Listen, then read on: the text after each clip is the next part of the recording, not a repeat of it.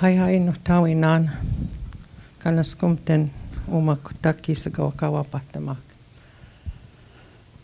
It's a real pleasure for me to be standing up here today. I never ever envisioned myself to be a guest speaker.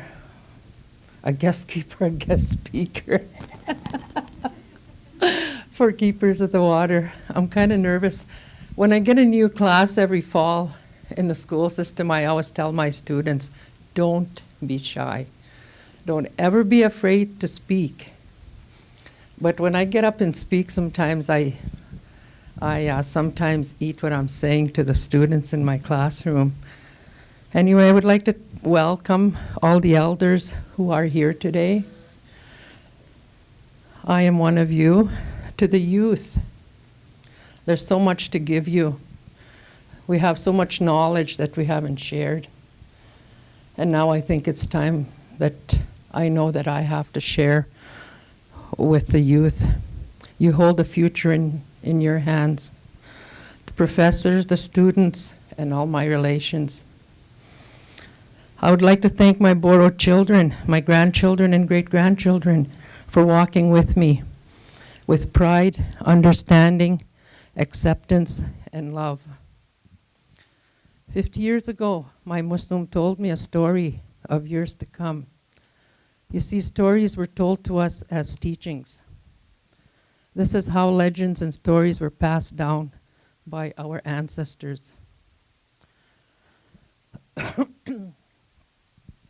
Muslim said, Nusim, respect the water, the plants, earth, and the air, for all are interconnected as one. One day you will be paying for your water. And I could never figure out what he was talking about, because where I was raised, in the morning when I got up, there was a lake, a big, big lake, and it was called Churchill Lake. And where we had our house was the Narrows, and it was called Buffalo Narrows. And to the right of us, there was Little Peter Pond. And to the back of us, there was Big Peter Pond. So I could never, ever figure out what my Muslim was talking about, that I would pay for, or we would be paying for our water. And I think back now to what he told us then, and I see where that's coming from with everybody polluting the water. And he also told us that the air you breathe will be polluted. And I used to think, man, where does Muslim get all this stuff from? Like, where is he coming from? Why is he telling us all these things about things to happen years and years to come? It's so ironic because he even told me who I was going to marry. He did. He really, really did. He told me, he said, when you get a little bit older, because we were raised up in the north where there was no roads or planes or anything, he told me, he said, when you get older, he said, you're going to marry a man from Meadow Lake. And that's south of where we live. He said, and this man's going to look after you. He's not going to be an Aboriginal man, he told me. He said he's going to be a Ukrainian. How did he know that? I often question that, because it's totally true. I've been married to my husband for 48 years. His last name is Ludwig. And I often think to myself, gee, I wonder when people see my name, do they know that I'm an Aboriginal woman? My maiden name was Makere, so that's a good Métis name. But yes, my Mushuman used to tell me a lot of things about things that were going to happen. And being the child that I was and the cousins that I had with me, we used to run around in the bush and say, well, how does he know all these things? How can he tell us that who we're going to marry and where we're going to go and what's going to happen in years to come? But I really, truly believe in what he told me. And one of the things he said was there'll be monster buildings. As you walk in your life, there's going to be monster buildings that will be built everywhere with clouds of smoke coming out of them. And the smoke that's coming out of them is going to cause a disease. And that disease In Cree, we say Mantsus. And there's a big place just over here, part of the university hospital, the cancer clinic. He said this clouds of smoke is going to be happening, and we can see that happening coming from the tar sands today. And that's what's causing a lot of our cancer. And another elder told a story of a black snake that will crawl all over our Mother Earth. And that black snake is doing that right now. We're letting them do that to us. We're letting them do that to Mother Earth. The snake would be a few feet underground. When I heard this, I said, oh my, how true. Have you ever looked at a map? Have any of you ever looked at a map of where the pipelines are and how many times we cross them and what they're doing to our earth and to our water? Then you have the oil companies who are using steam to extract oil, and they say this is the safest way to extract oil. There is no safe way. Look at what they're doing. Look at what they're doing to our children of generations to come. When I go around, what I do is I take lots of pictures, lots and lots of pictures, and I want to save these pictures. So my grandchildren, generations to come, are going to see those pictures, and they're going to say, that must have been a happy time. Some of my students think that I'm ancient. Because when I tell them about how my transportation was, they look at me, how old are you, Mrs. Ludwig? They can't believe that my transportation was a dog team in a canoe. The plants that you see today will be gone and will only be seen by people who believe and who are trusted.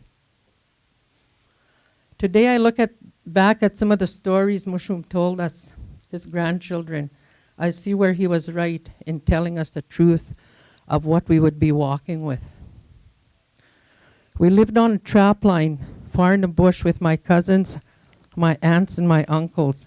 And I promised my nephew Timothy that I was being very careful in how I pieced my speech together, because I rewrote it so many times. We lived near a river that was called Makere River. It was near the bombing range, which is now the Cold Lake Air Weapons Range. My family hunted and lived with the land. They hunted moose, which in turn my kukum, my mom, and my aunties made clothes and moccasins for their families. Now, I don't think I could eat any of that traditional food that come from there, as there's all kinds of artillery and bombs that the military is using at the bombing range. We have lost connection with the land and must stop further devastation, or our great-great-grandchildren will only have pictures to look at and books to read and stories told to them of years gone by. What is it they say? My students always ask, do you remember, Mrs. Ludwig, back in the day? I don't know why they use back in the day. Paddling in a canoe through the reeds in the summer, picking duck or seagull eggs. That's the only time we ever ate eggs. Like now they say, oh, you should eat eggs all the time. We only ate eggs once a year, and that's when the birds would come. My dad would take us in a canoe and we'd paddle down the river and go through the reeds and pick eggs. Running through the bush, that was our favorite thing. Favorite thing. We'd sit there and we'd listen to the birds. Lots of beautiful things happened, and wrapped up in blankets in the wintertime in a dog sled. That was beautiful with the crunching of the snow. Sometimes I think back to those days, and I often wish that I could take my grandchildren back there And like I said, the only way I can take them back there is if I take pictures and I tell them stories of how it was back in the day. Sustaining life was what my family did. They respected everything they had. Life was good. We had no fancy toys. Now I carry around an iPhone. I tell myself, how on earth am I ever going to learn how to run this iPhone? Then I say, Kigwe ma go my iPhone. But I'm doing pretty good, I think. I didn't get my first bill yet, but we'll have to see about that.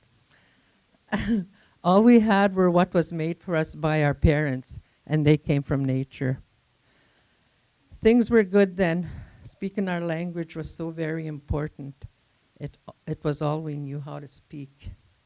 And when we went to school, we sat in the back, and we hoped and we wished the teacher wouldn't ask us anything, because I would get yes and no mixed up. It was good back then. The water was not polluted as it is now.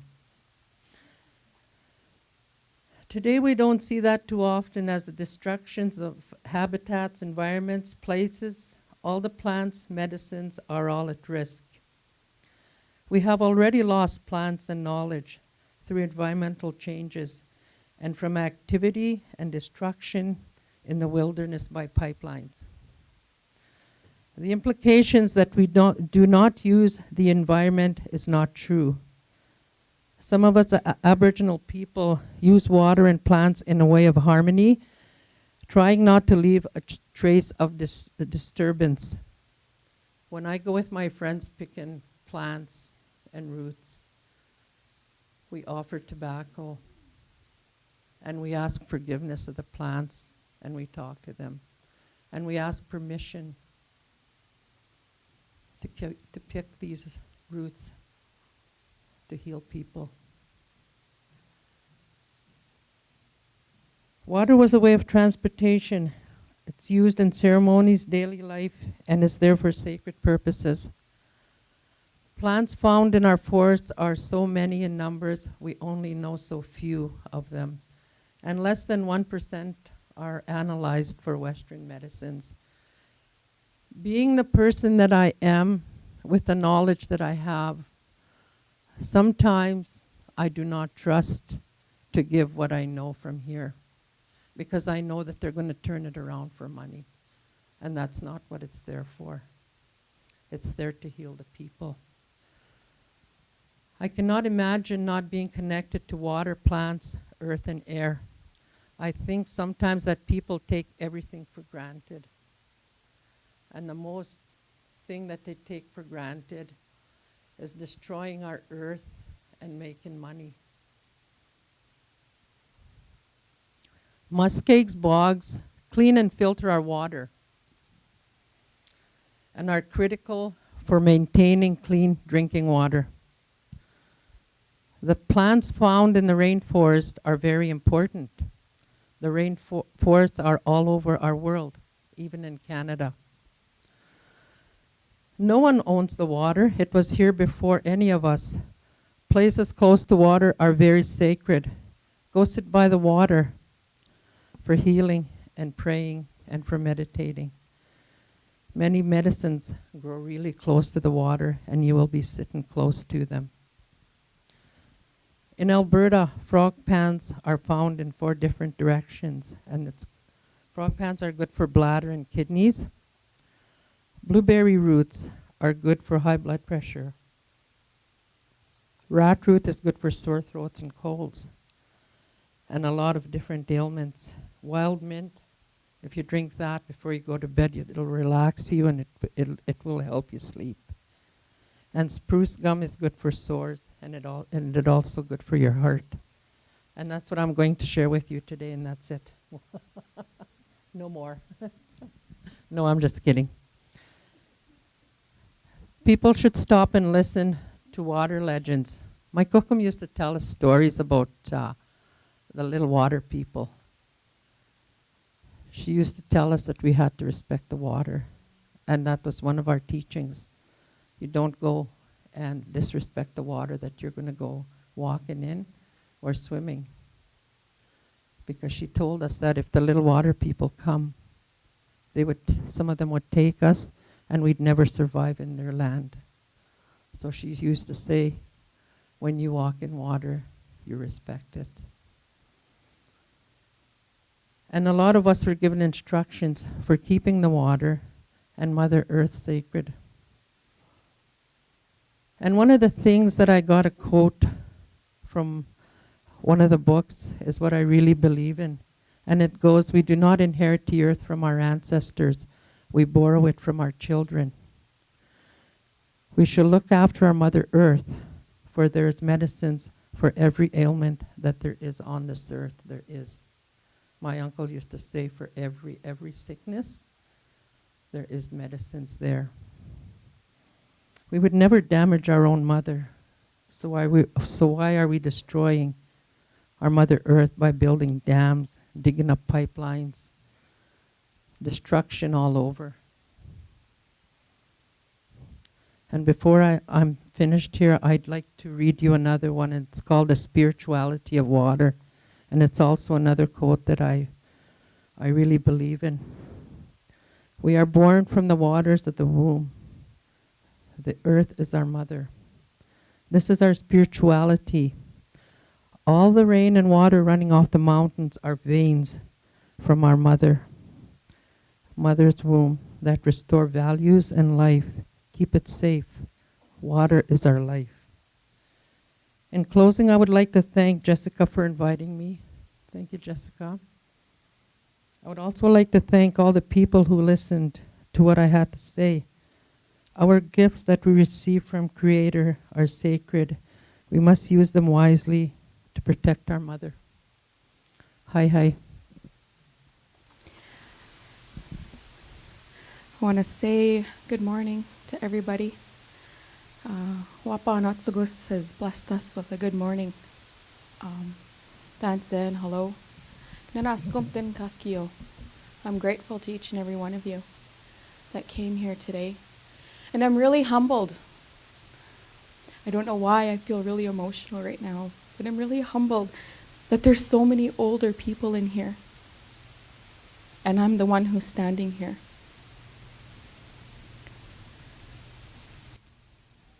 Jessica was saying that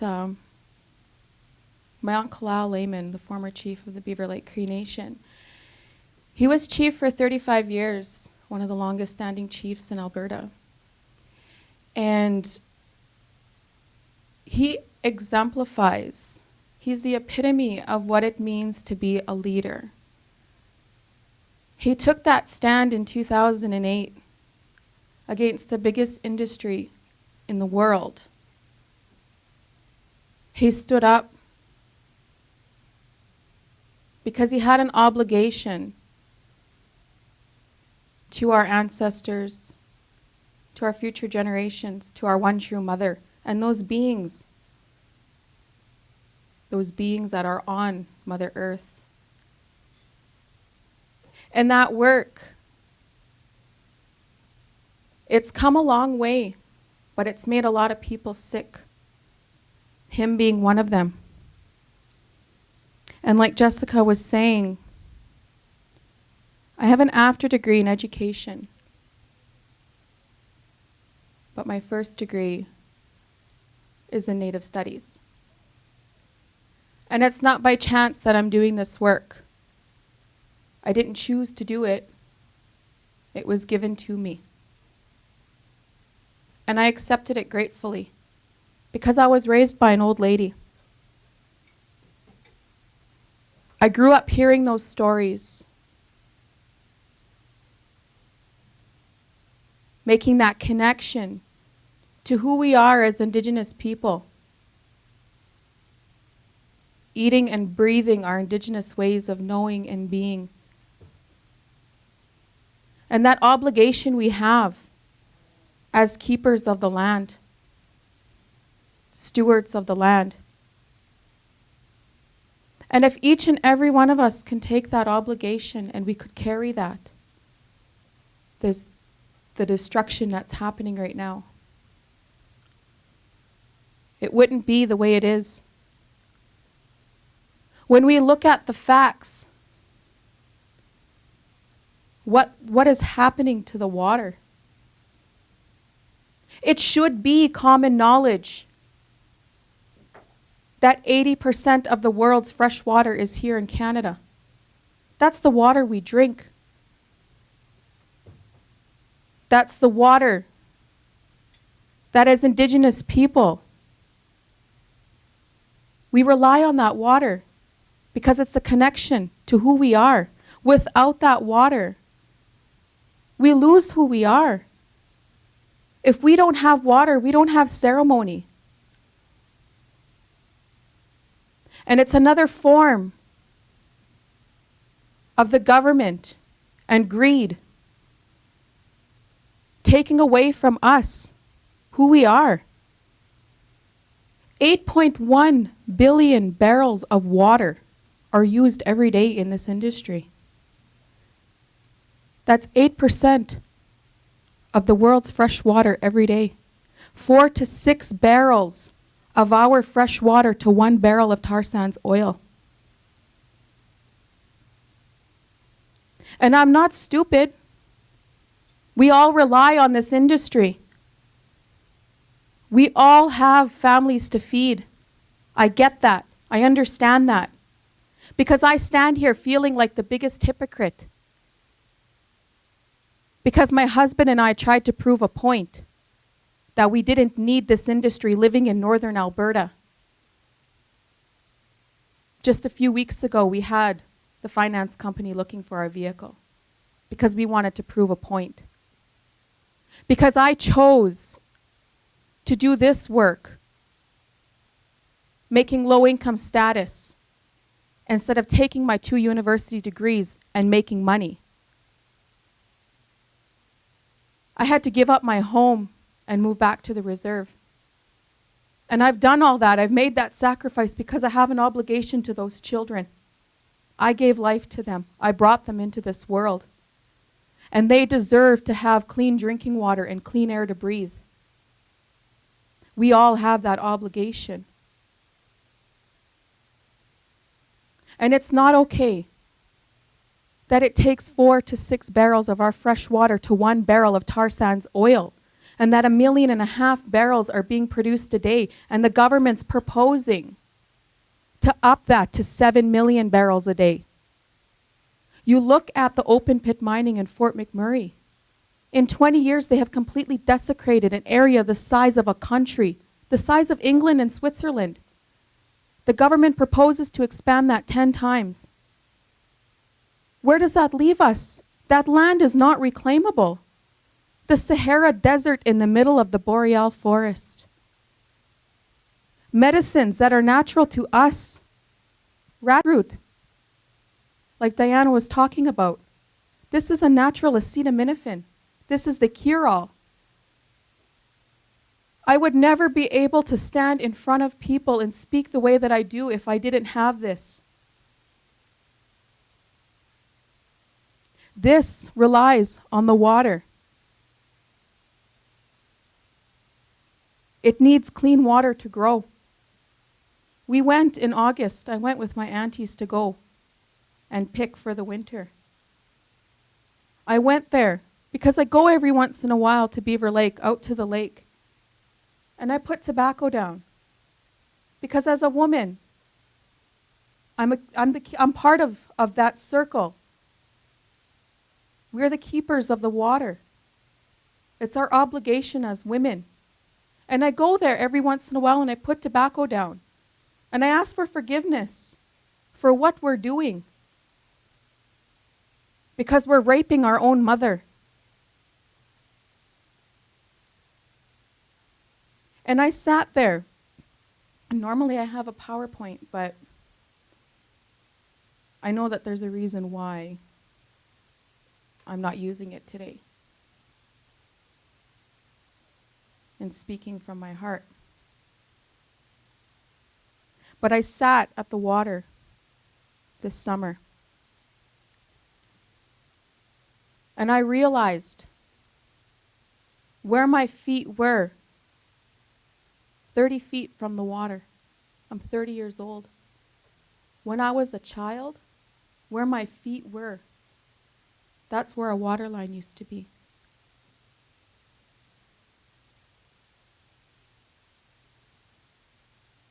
Our future, what does it look like? We don't own the land. That's one thing that I was brought up believing. We don't own the land. The land owns us. We belong to the land. And I'm grateful that my kukum raised me the way that she did. And it's not by chance that I'm the only grandchild she raised, and that I grew up learning from my uncle Ron Lameman, who's done a lot of work with the United Nations, Indigenous policy studies on an international level. My uncle Al Lameman, who's done work at the local level for Indigenous people. They were led by my kukum. And this is hard. It's hard work to travel all over the place, to leave my children, to do what I do, and then have to go back home and face people who work in the industry. To know that as a people, we have come to a point where we now have to choose between our morals and our values, who we are as Indigenous people, over feeding our families. And I cried 2 days ago when I stood in front of a delegation of Nobel Peace Laureates who were there to help us. And I'm standing in front of them pleading for them to help us, whilst my husband works in industry. Because we had to choose. And you should never have to choose who you are. The fact that every morning he goes out there, the only thing that can bring solace to himself is putting tobacco down. Because he knows what he's going out there to do. And I know that that's something that every single person in here understands. Man, it's hard.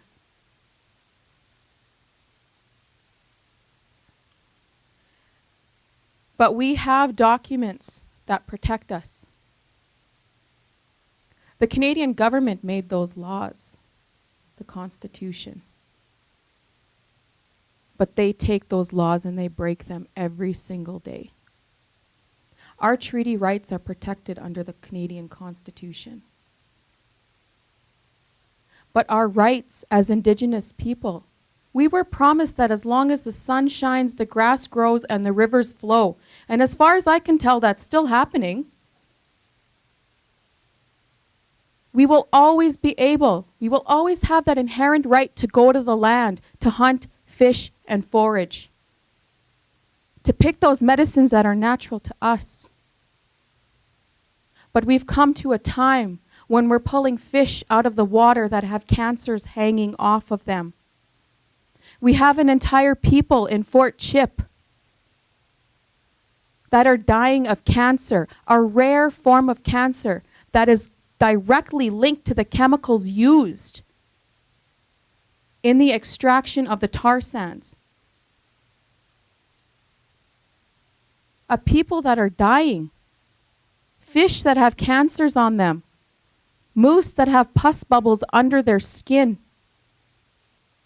frog's pants, a medicine through our oral history as it's told, in its purest form could cure cancer.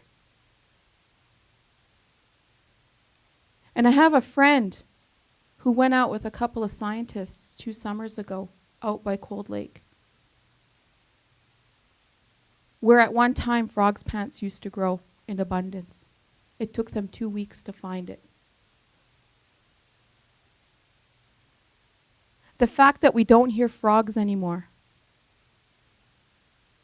And if you don't believe me, When the spring comes, listen for them.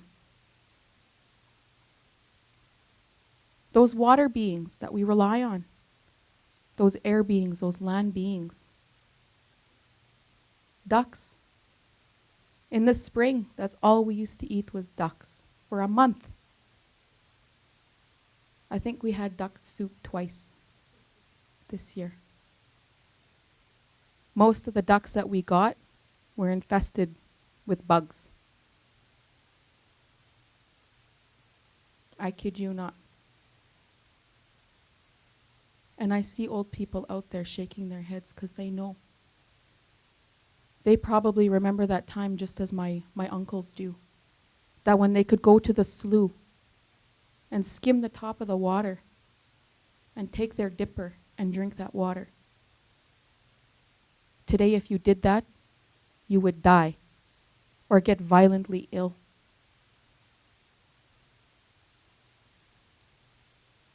I took APTN out to Conklin yesterday. And I gave them a reality check. I showed them what it was like for the local Indigenous people, that within our traditional hunting territories, within the Beaver Lake Cree Nation's traditional hunting territory, an area that's constitutionally protected, that we are always supposed to have that right to go there and hunt and fish and forage. This is what it looks like now. All of those colored squares, 17,000 oil permits, oil leases on our traditional hunting territory that we never were consulted with. Our rights are protected by documents like the United Nations Declaration on Indigenous Rights and our right to free, prior, and informed consent. We never said that the Canadian government could take our traditional hunting territory, our water, our air, and lease it out to big oil. We did not say that they could come and desecrate and rape and pillage our land and take away our constitutionally protected rights. And there's one thing that connects each and every one of us in here, and that's water. It's the fact that before our feet touch the floor in the morning, we're all human beings. We all bleed the same color. We all need clean air to breathe and clean water to drink. We all have that obligation to our future generations. And I wonder some days, what was I thinking bringing children into this world? How selfish am I? Because this is what I'm leaving them. And if I've said anything to anybody today, I hope that you take away from this the obligation that each and every one of us have as a human being. All my relations.